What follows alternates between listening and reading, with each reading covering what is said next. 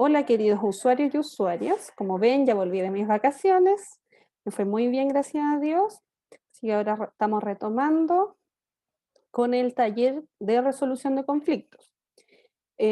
Claudia al principio había realizado las primeras 2 sesiones, nos quedan 4 sesiones de este taller y las siguientes 4 sesiones van a estar a cargo mío. Ya, así que vamos a ir tocando diferentes temáticas. El día de hoy vamos a tocar una temática que tiene que ver con el papel de las emociones en el conflicto. Yo sé que quizás hay varios que están un poco deseosos para que lleguemos al tema de las técnicas, de cómo abordar ciertas situaciones, pero hay ciertas temáticas o subtemas que es importante ir tocando en el camino, como es el tema de las emociones, porque cada conflicto genera una emoción. Entonces vamos a tocar este tema el día de hoy. Y vamos a hablar sobre el papel de las emociones en el conflicto. ¿Ya? Así que en primer lugar, obviamente, antes de hablar del rol que tienen las emociones dentro de las relaciones en general interpersonales, es importante hablar de qué es una emoción. Cuando hablamos de una emoción nos referimos a una experiencia afectiva. Nosotros experimentamos las emociones. Y esta experiencia muchas veces puede ser agradable o desagradable. Yo siempre les hablo de que no existen emociones negativas. No es que sea malo sentir pena, no es que sea malo sentir miedo, no es malo sentirse enojada. Hay emociones que nos acomodan o que nos parecen más gratas y otras emociones que nos parecen más desagradables o nos incomodan mucho más.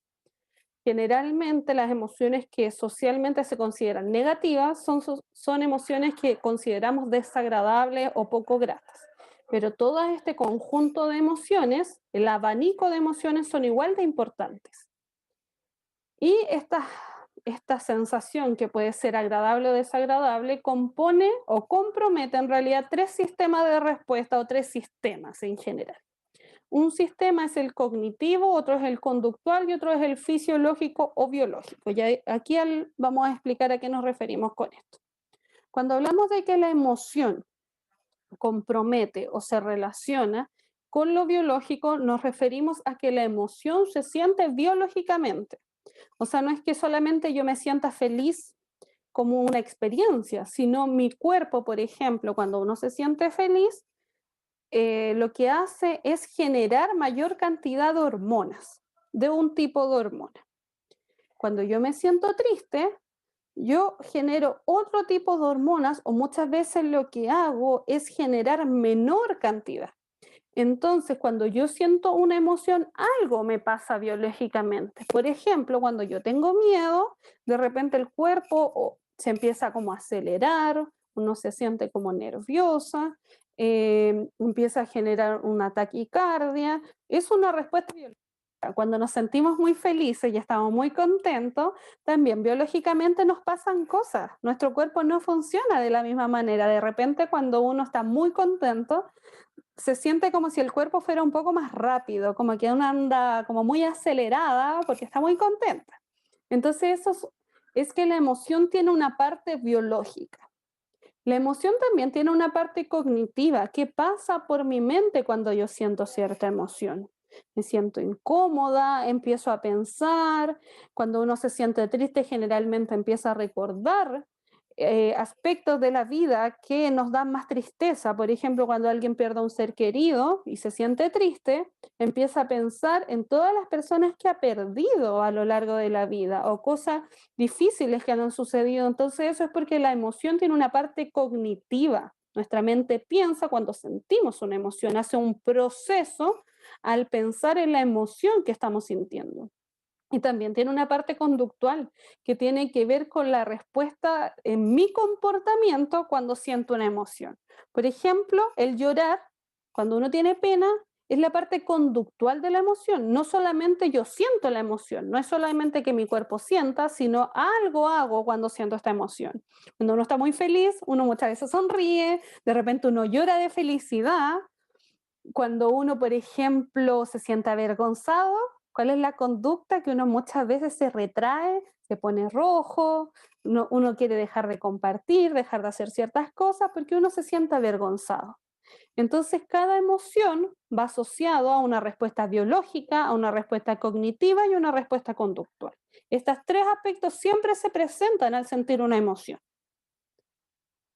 Y en este sentido es importante tener en presente algunos aspectos emocionales al momento de abordar un conflicto, porque en cada vínculo, en cada cosa que yo hago, está mi emoción puesta ahí, ya sea estar aburrida, estar contenta, estar avergonzada, tener miedo, sentir placer. Hay muchas emociones asociadas a la experiencia. Entonces, en cada emoción, en cada conflicto, en cada vínculo que yo establezco, hay una emoción ahí andando. Y sobre todo cuando yo tengo un conflicto con alguien, hay emoción ahí. Entonces yo tengo que tener presente ciertas cosas para que esta emoción no nuble todo el conflicto y al final genere un conflicto mayor, pudiéndose haber abordado de una mejor manera.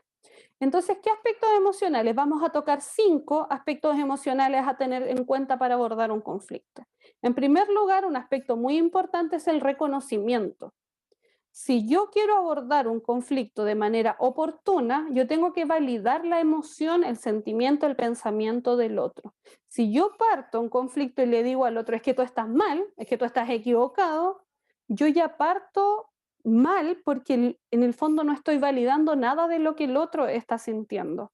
Por ejemplo, yo muchas veces lo veo en vínculos de padres con hijos, cuando un hijo en medio de la discusión se pone a llorar y yo en vez de decir como, pucha, entiendo que tengas pena, entiendo que te sientas frustrado, lo que hace el padre o la madre es decir como es que contigo no se puede hablar nada porque al tiro te pones a llorar. Yo no estoy validando lo que está sintiendo el otro al momento de decir eso. Entonces, un aspecto importante al momento de abordar un conflicto es reconocer cómo se siente el otro y darle un valor a eso, dar un valor a lo que el otro piensa, a lo que el otro siente, porque independiente de que yo esté de acuerdo o no, eso es lo que está sintiendo el otro. Y va a sonar un poco quizás fuerte o desagradable, pero la emoción o el sentimiento que tengan, no hay un sentimiento o una emoción que sea buena. ¿En qué sentido? En el sentido de que yo no puedo legitimar ciertas emociones y otras no. Yo no le puedo decir a una persona, no, es que tú no tienes razón al sentir eso, porque es lo que el otro siente. No, no es que esto sea objetivo, como por ejemplo la matemática que 2 más 2 es 4. Y si alguien me pone 2 más 2 es 3, yo sé que eso está mal.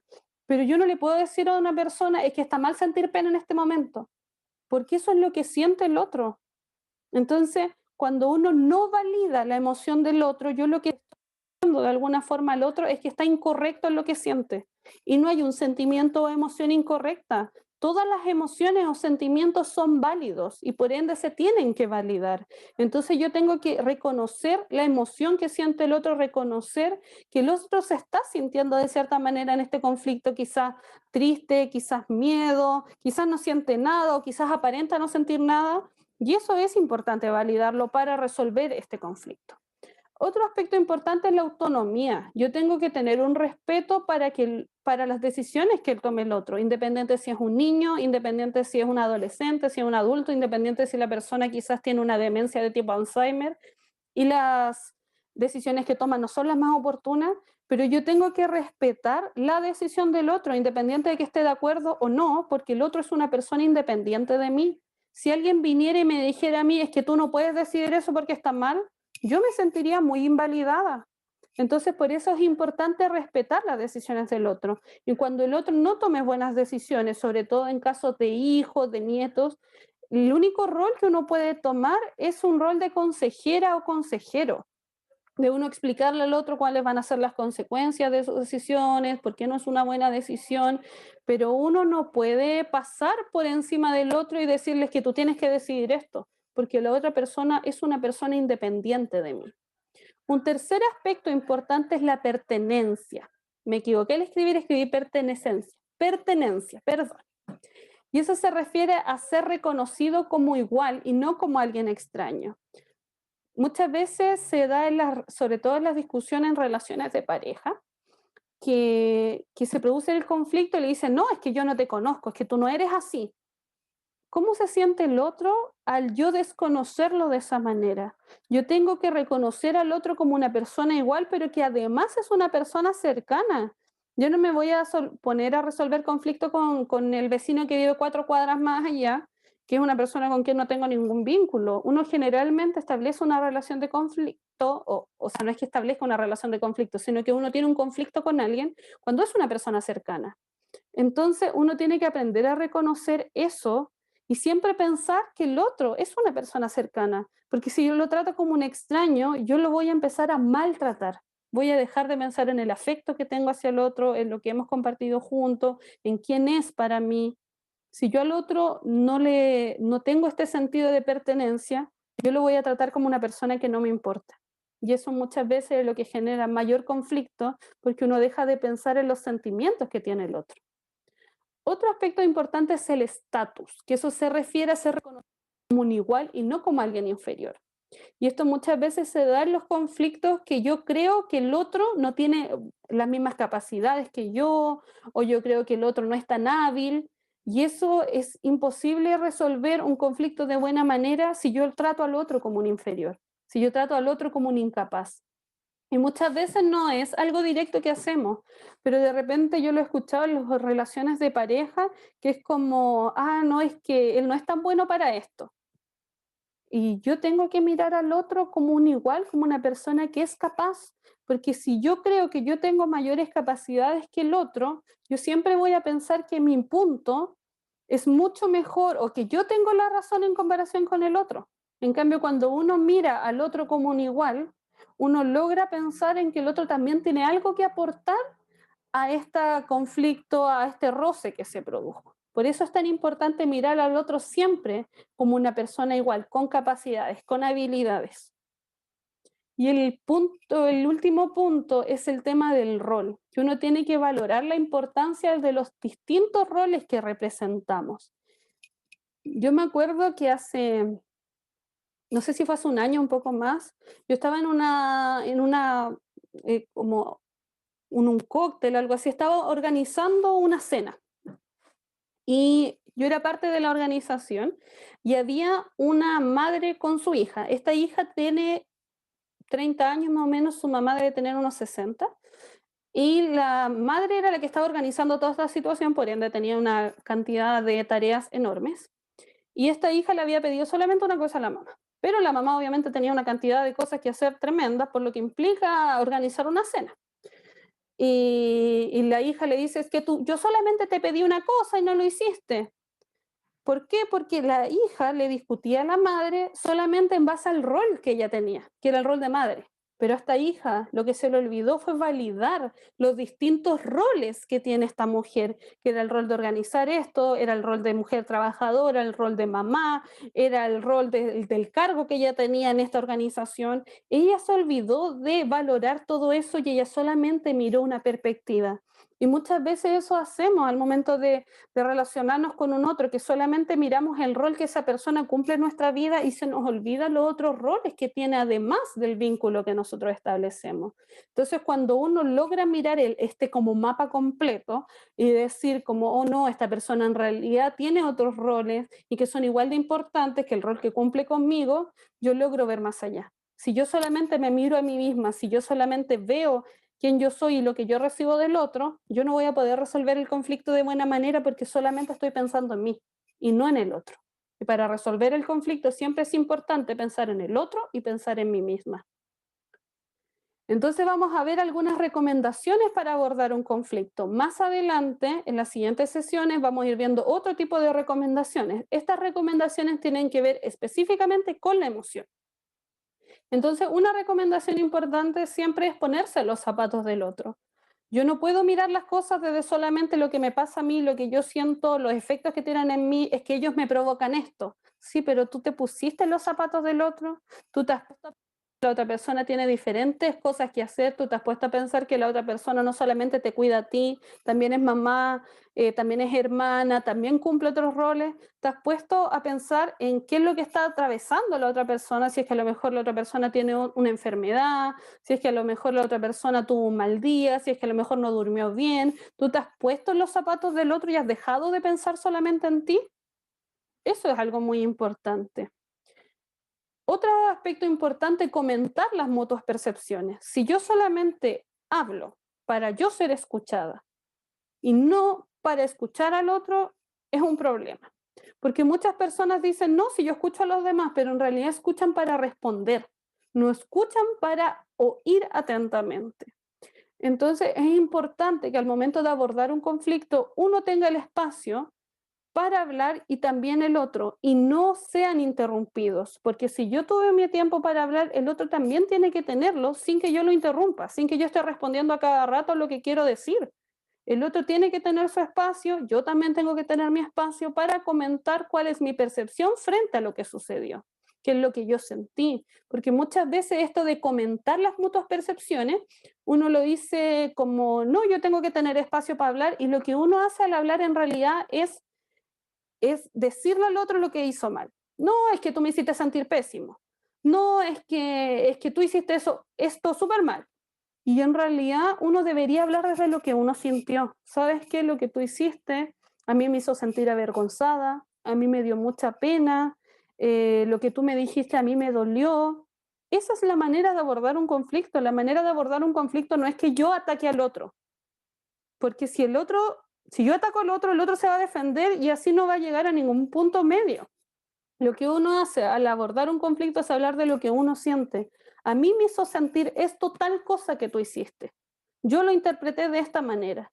Esa es la forma de abordar un conflicto. Otro aspecto importante, uno no puede suponer las intenciones del otro a partir de sus acciones. Muchas veces lo que uno hace es decir, no, es que el otro hizo esto porque él estaba hablando de mí.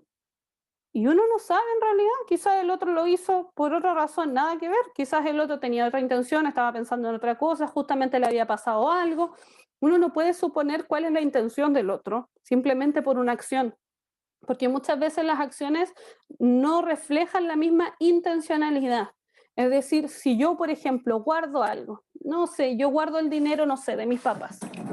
Si yo guardo ese dinero, yo lo puedo guardar por desconfianza, lo puedo guardar porque quiero ahorrar, lo puedo guardar porque en realidad lo necesito para más. No siempre las acciones tienen la misma intención al realizarla.